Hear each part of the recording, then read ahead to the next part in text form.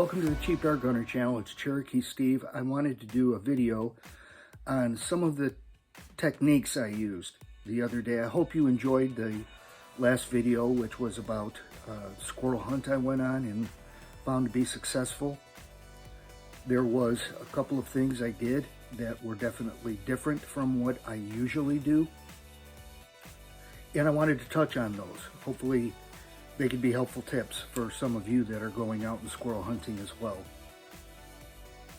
First and foremost, I did not go into the state land that I hunt on. I did not trek in as far as I normally do, nowhere near as far. One of the things I have noticed consistently going out many weekends in a row with unsuccessful hunts, successful as far as seeing squirrels and ultimately getting a shot or two off. The spot I go to has squirrels. They tend to stay very high in the treetops, and these are very large trees, very tall trees. They don't present really great shots. There is a lot of cover that needs to be avoided when taking a shot. At this particular time of year, obviously there's still the vast majority of leaves are still on the trees, but trying to call them down and get them into a much closer range just did not seem to be successful at all. No matter what I did, they would stay high up in the treetops. The shots I would get off were not the most advantageous shots. Very long shots on upward angles, and I'm kind of limited with seeing how my gun shoots and at what ranges, since my backyard is 25 yards long, and that's what I've zeroed in my scope at. Anything beyond that, I'm not very familiar with it as far as proper holdover or any left to right inconsistencies the gun might have at longer ranges. I'm just not familiar with them. So tip number one would be, if you have the availability wherever it is that you're hunting, bring something you can use with you as a target, and set it up and familiarize yourself before going to your spot as far as where your shot placement is going to end up, at a longer distance than what you have it set up at a shorter distance than whatever you have your gun set up at, and get yourself familiar with what your hold under and hold over should be. I'm going to be perfectly honest, it's not something that I've done, but now that I have gone out and consistently gotten opportunities at longer distances than what my gun is set up at, I would definitely recommend doing that, and it's something I should have done. But on this particular trip, instead of trekking way out into the state land, which is very isolated from human activity, whether it be roads that are consistently driven on, or that type of background noise that a squirrel would become accustomed to, or just, I have a feeling it's, there's not a lot of human activity. I don't think a lot of people trek in as far as I do and go in through the brush that I have to go to get to the spot I normally go to.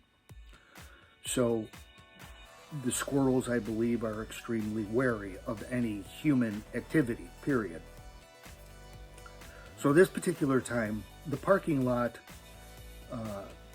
and the area I went is bordered by some pretty heavily traveled roads, one running north and south and one running east and west.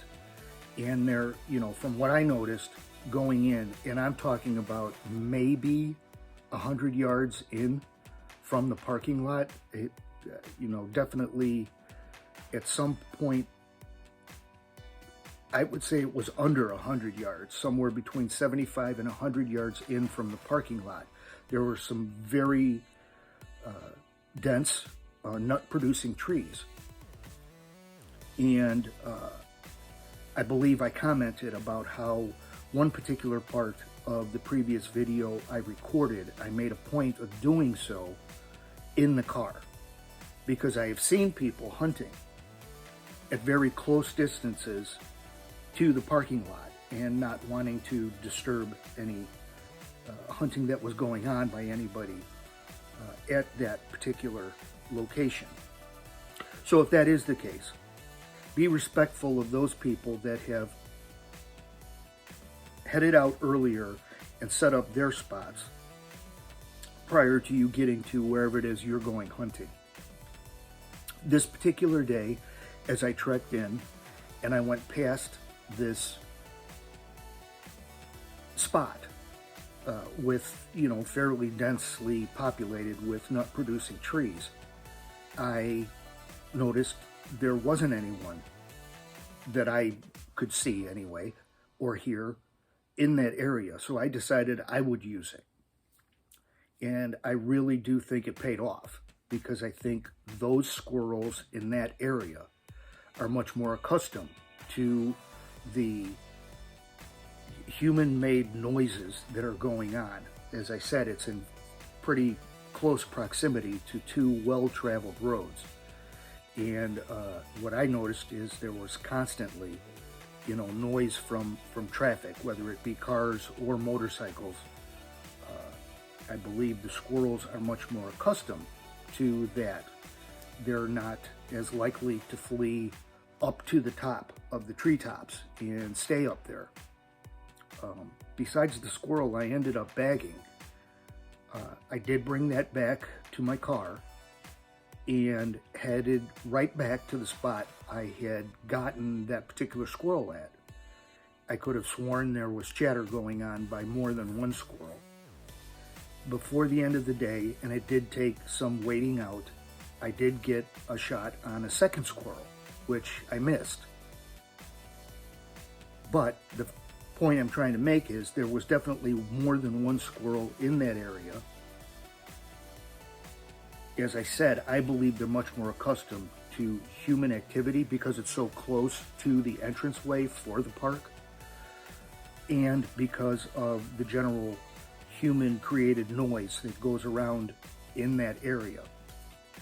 So use that to your advantage if you're going out and you're doing some squirrel hunting. As long as the environment dictates squirrels, obviously doesn't do any good to be hunting in an area where there aren't going to be squirrels. If, you know, the trees in the area aren't going to be providing food for the squirrels, most likely you're not going to see squirrels. So make sure that that is the case, and then use the fact that those squirrels are probably much more accustomed to human activity, less likely to be spooked, less likely to run off or take off to the tops of the trees, providing extremely difficult, if not completely impossible shots. Even though they're there, you don't have a shot. And fortunately I did. And I think that's part of the reason that it all paid off. Another thing I wanted to touch off on was Derek's Adventures made the comment about, you know, liking the way my camel paint job turned out on my Flash Pup, but that he finds that a lot of the times with camel painting, it ends up just being worn very quickly. You get, you know, a lot of wear areas to the paint job, and it ends up just producing not a great camo job. I did want to touch off on the fact that as I went in and I did, I kind of decided on the spot I was going to hunt from after starting to trek in farther. And that's when it clicked off. I'm like, maybe I shouldn't be doing this. Maybe I shouldn't be trekking in as far as I am. Point is, I did a lot more carrying of my flash pup than initially where I ended up being was needed. One of the things I did notice, number one, I probably should have let that clear coat cure longer, but I was very much in desire to get that flash pup back out there, knowing the power and the accuracy that it has, and relying on that for my squirrel hunting rather than one of my other air guns. But before I go in here to this state land, and this particular area of the state land is actually called the marshlands. It is infested with tons of insects, including mosquitoes. So I do spray myself down very, very generously with Deep Woods Off.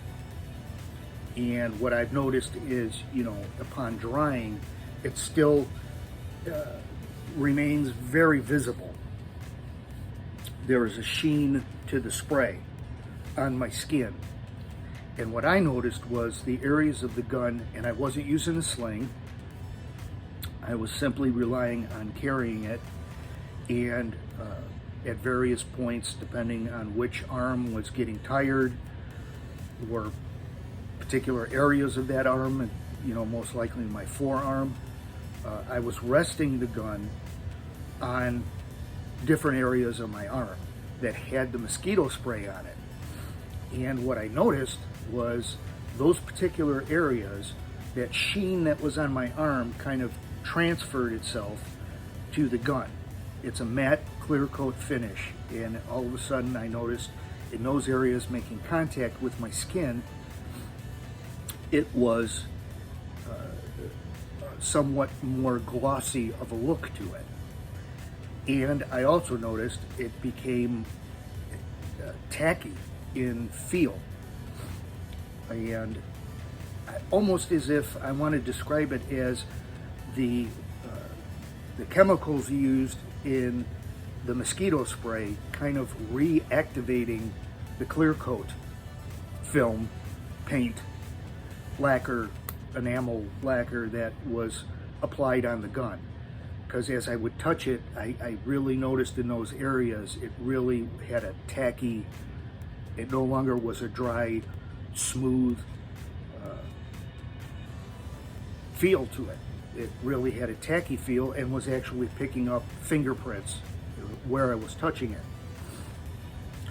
So if that's something you're going to do to your gun, really give it more in the directions on the can specified as far as painting plastic, that normally the curing time for the clear coat was 24 hours. But if you're painting plastic, give it 5 to 7 days. I would give it well beyond that. And maybe you'll be able to avoid some of the wear that I did experience. Certain areas where the paint kind of did give way. One of the positives is, the base of the gun, of the stock itself, on the Flash Pup is black. And it does have a somewhat, not smooth, but a roughness to the finish that is over the entire stock, which I think would help with adherence of paint. And on top of the paint clear coat, I'm not overly concerned about the areas that wore slightly. Hopefully it doesn't continue to do that. I will post up whether or not it does, since that was brought up as a concern about Camel Painting a rifle. The areas that did wear have spots of black, but it's black and kind of blends in with the overall camo of the gun itself.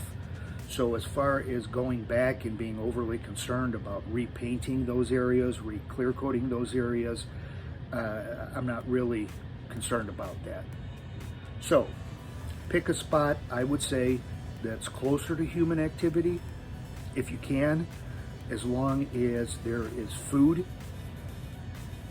that squirrels would be searching for in the area.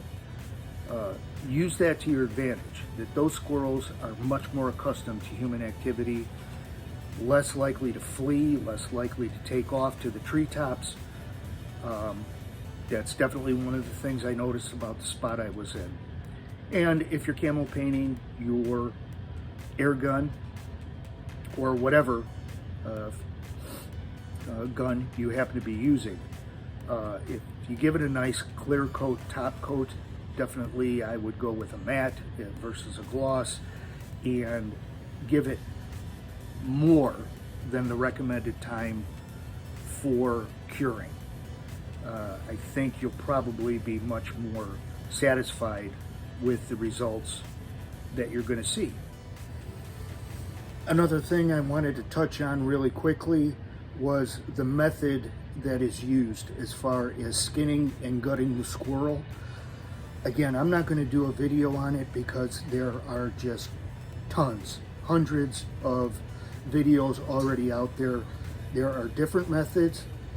The one that I have always used, that I have always found works extremely well as far as cleanly, minimally blood-wise dressing the squirrel, is the through tail method. Put a small slit just above the anus all the way through the tailbone. You stop before it cuts through the skin on the other side, from the underside of the tail through the tailbone. At that point, stepping on the tail as close to the cut that you just made, and very slowly and steadily pulling up on the hind legs.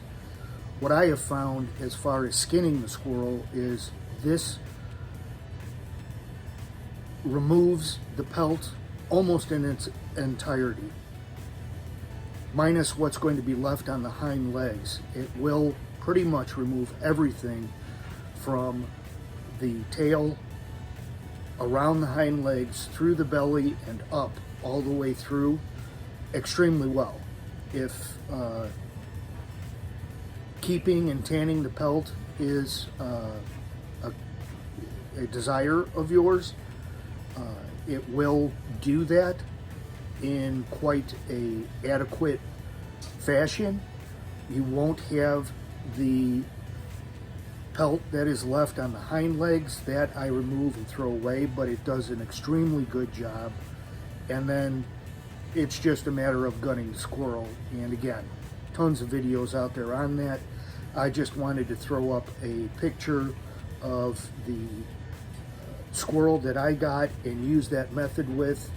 It came out extremely cleanly, and I will be making use through eating of the squirrel that I got and tanning the pelt.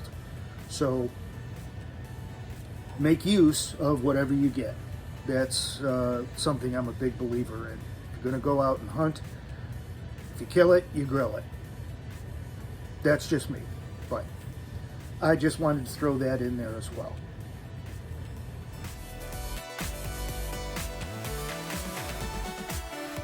So that was it. Hope this maybe helps out a little bit, and just one of the things I wanted to include. So happy squirrel hunting, and remember to stay safe, shoot safe.